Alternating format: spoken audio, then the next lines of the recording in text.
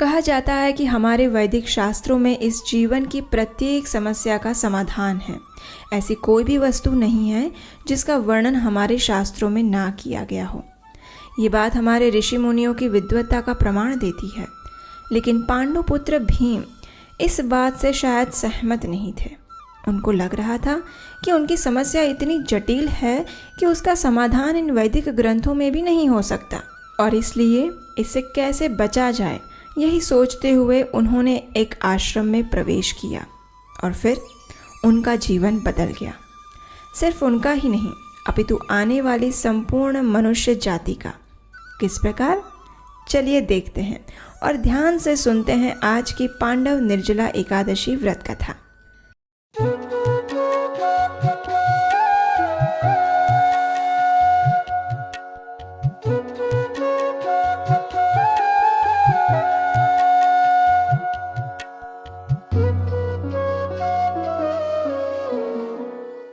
हरे कृष्णा। पांडव निर्जला एकादशी यानी वर्ष में आने वाली सभी एकादशियों में से प्रमुख और सबसे अधिक पुण्यफल प्रदान करने वाली एकादशी। इसके विषय में पद्म पुराण हमें प्रमाण देते हुए कहता है, संवत्सरस्य या मध्ये एकादश्यो भवन्ति हि तासां फलम् अवाप्नोति पुत्रमेनात्र संशयः। इस श्लोक में श्री व्यास देव जी पांडुपुत्र भीम से कहते हैं, हे पुत्र, संपूर्ण संवत्सर यानी वर्ष में जितनी भी एकादशियां आती हैं उन सबका फल इस एकमात्र निर्जला एकादशी के पालन से प्राप्त हो जाता है और उसमें कोई भी संशय नहीं है। लेकिन श्री व्यास देव ने भीमसेन से ऐसा क्यों कहा? तो चलिए इस कथा के उद्भव मूल को ढूंढते हुए हम चलते हैं द्वापर युग के उस समय में जहाँ भगवान श्री कृष्ण की छत्र छाया में सभी पांडव इस पृथ्वी पर विहार कर रहे थे। लेकिन कथा प्रारंभ करने से पहले हम आपको बताना चाहते हैं कि इस वीडियो के अंत में आपके लिए एक स्पेशल वीडियो है, तो उसे ज़रूर देखिएगा। चलिए आगे चलते हैं। पांडवों में सबसे बलशाली भीम के मन में आज चिंता की लकीरों ने जन्म लिया था, जो अपनी गदा के एक प्रहार से संपूर्ण धरा को कंपायमान करने की क्षमता रखते थे। ऐसे भीमसेन के मन में आज कंपन हो रहा था। लेकिन क्यों? उसका कारण सिर्फ एक था, और अपने हृदय की इसी बोझ से मुक्ति पाने के लिए वे जाते हैं अपने पितामह श्री वेद व्यास जी के पास। आश्रम में जाकर उन्होंने व्यासदेव को प्रणाम किया और व्यासदेव भी उनके कांतिहीन मुख को देखकर समझ गए कि आज भीम के मन में कुछ प्रश्न हैं। उन्होंने प्रेम पूर्वक भीम के सिर पर हाथ फेरा और कहा, आओ पुत्र, क्या बात है? सहस्र हाथियों का बल धारण करने वाले मेरे इस पुत्र के मुख पर आज चिंता की लकीरें कैसे आई है? बताओ, क्या बात है? श्री व्यास देव के वात्सल्यपूर्ण वचनों को सुनकर भीमसेन बिखर गए। उन्होंने एक बच्चे की भांति लाचार स्वर में व्यासदेव से कहा, हे पितामह, मेरे परिवार में माता कुंती, बड़े भाई युधिष्ठिर, अर्जुन, नकुल, सहदेव और यहाँ तक कि द्रौपदी भी मास में आने वाली दोनों एकादशी तिथियों का नियम पूर्वक पालन करते हैं। भ्राता श्री युधिष्ठिर मुझे भी इस व्रत को रखने के लिए कहते हैं। वे कहते हैं कि यदि मुझे अपने आध्यात्मिक जीवन में उन्नति करनी है तो मुझे ये व्रत करना होगा। लेकिन इतना कहकर भीम फिर से कुछ विचार मग्न हो गए। इसलिए व्यासदेव जी ने कहा, लेकिन क्या भीम, वे सच ही तो कह रहे हैं। शास्त्रों का भी कथन यही है कि जो व्यक्ति मास में आने वाली शुक्ल तथा कृष्ण दोनों पक्ष की एकादशी का पालन नहीं करता है वह स्वर्ग के स्थान पर नरक में जाता है। इसलिए प्रत्येक व्यक्ति को उसका पालन करना चाहिए। इसमें संशय कहाँ है? ये सुनकर भीम ने कहा, नहीं नहीं पितामह, नहीं, शास्त्रों के कथन में कोई संशय नहीं है। लेकिन मेरी समस्या यही है कि मैं भूखा नहीं रह सकता। एकादशी में संपूर्ण दिन तो क्या, मैं एक क्षण भी कुछ खाए पिए बिना नहीं रह सकता। आप तो जानते ही हैं, मेरे उदर में वृक नामक अग्नि सदैव प्रज्वलित रहती है, जिसके कारण मुझे दिन में कई बार कितनी अधिक मात्रा में भोजन करना पड़ता है। ऐसी अवस्था में मैं एकादशी व्रत करके भूखे रहने के विषय में तो सोच भी नहीं सकता, और वो भी मास में 2 बार। नहीं नहीं पितामह, ये मेरे लिए संभव नहीं है। हाँ, ज़्यादा से ज़्यादा मैं वर्ष में 1 दिन उपवास रख सकता हूँ, लेकिन इससे अधिक नहीं हो पाएगा मुझसे, इसलिए कृपया आप मुझे ऐसा कोई व्रत, तप या दान के विषय में बताइए जिसका सिर्फ एक बार पालन करके मुझे वर्ष की सभी एकादशी तिथियों का फल मिल जाए। भीमसेन की बात सुनकर श्री व्यास देव अपने पुत्र की निर्दोषता पर हंसने लगे। उन्होंने कहा, हे पुत्र, तुम्हारी समस्या मैं समझ चुका हूँ, इसलिए अब ध्यान से सुनो। ज्येष्ठ मास के शुक्ल पक्ष में एक विशेष एकादशी तिथि आती है जिसका नाम है निर्जला एकादशी। इस एकादशी का वर्ष में सिर्फ एक बार पालन करने से व्यक्ति को संपूर्ण वर्ष की सभी एकादशियों का भी फल मिल जाता है। इस एकादशी में अन्न के साथ साथ जल का भी त्याग करना होता है।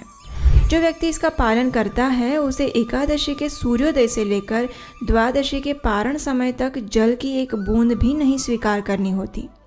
अब मैं तुम्हें इस एकादशी से प्राप्त पुण्य फल के विषय में बताता हूँ, सुनो। इस निर्जला एकादशी के पालन से सभी तीर्थों में स्नान करने का पुण्य फल मिलता है। जो निष्ठापूर्वक इस व्रत का पालन करता है उसे मृत्यु के समय भयभीत यमदूत नहीं अपितु सुंदर विष्णुदूत वैकुंठ ले जाने के लिए आते हैं। एकादशी का पालन करने के बाद जो व्यक्ति गोदान या गौ सेवा करता है उसके सारे पाप नष्ट हो जाते हैं, फिर चाहे ये पाप सुमेरु या मंदार पर्वत जितने विशाल ही क्यों ना हो। यही इस एकादशी की महानता है। अब मैं तुम्हें इस व्रत का पालन करने की विधि सुनाता हूँ, ध्यान से सुनो। हे भीमसेन, भगवान श्री कृष्ण ने कहा है कि इस एकादशी का पालन करने वाले व्यक्ति को पवित्र जल में स्नान करना चाहिए, सुयोग्य व्यक्ति को दान देना चाहिए और जप माला पर भगवान के पवित्र नामों का जप करना चाहिए। इस दिन अन्य कोई धार्मिक विधि ना भी करे तो चलेगा, लेकिन इन मुख्य 3 नियमों का पालन अवश्य करना चाहिए। एकादशी के अगले दिन द्वादशी पर व्यक्ति को परम पुरुषोत्तम भगवान के त्रिविक्रम स्वरूप की जल, पुष्प, इत्र और दीपक से पूजा करनी चाहिए। उसके बाद भगवान से इस प्रकार प्रार्थना करनी चाहिए, हे ऋषिकेश, इंद्रियों के स्वामी, कृपया मुझे आपकी शुद्ध भक्ति का उपहार प्रदान करें। यद्यपि मैं इस जल से भरे पात्र से अधिक कुछ भी अर्पित करने के लायक नहीं हूँ, फिर भी आप मेरे ऊपर कृपालु हों। इतना कहकर उस जल के पात्र को किसी सुयोग्य ब्राह्मण को दान दे दें। और इस प्रकार श्री व्यास देव ने भीमसेन को निर्जला एकादशी व्रत की महिमा और व्रत विधि के विषय में ज्ञान दिया। जब सभी पांडवों ने निर्जला एकादशी की महिमा के विषय में सुना तो उन सभी ने इस एकादशी का कठोरतापूर्वक और भक्ति भाव से पालन किया और तभी से इस एकादशी को भीमसेनी एकादशी या फिर पांडव निर्जला एकादशी के नाम से जाना जाता है।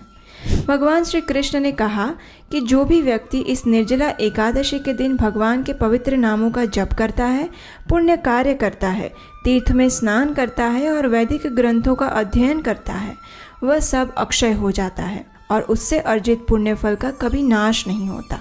तो ये थी पांडव निर्जला एकादशी व्रत की कथा।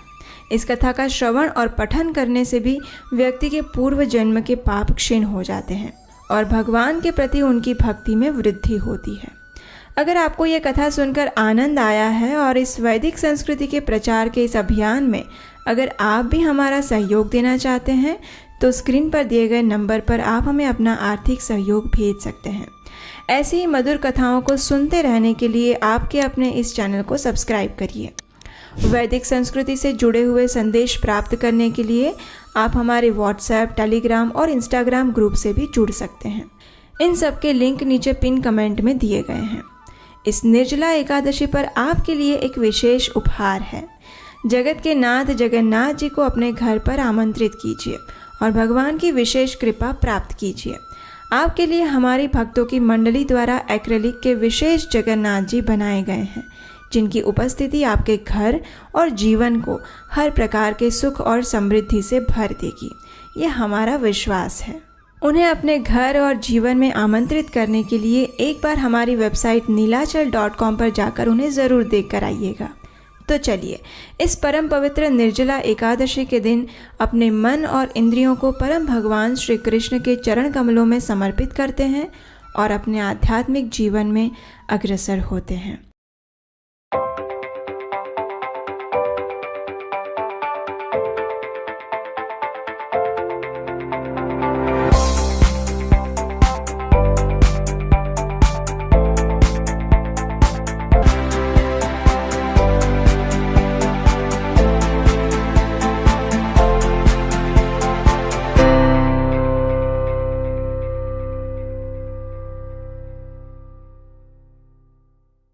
हरे कृष्णा।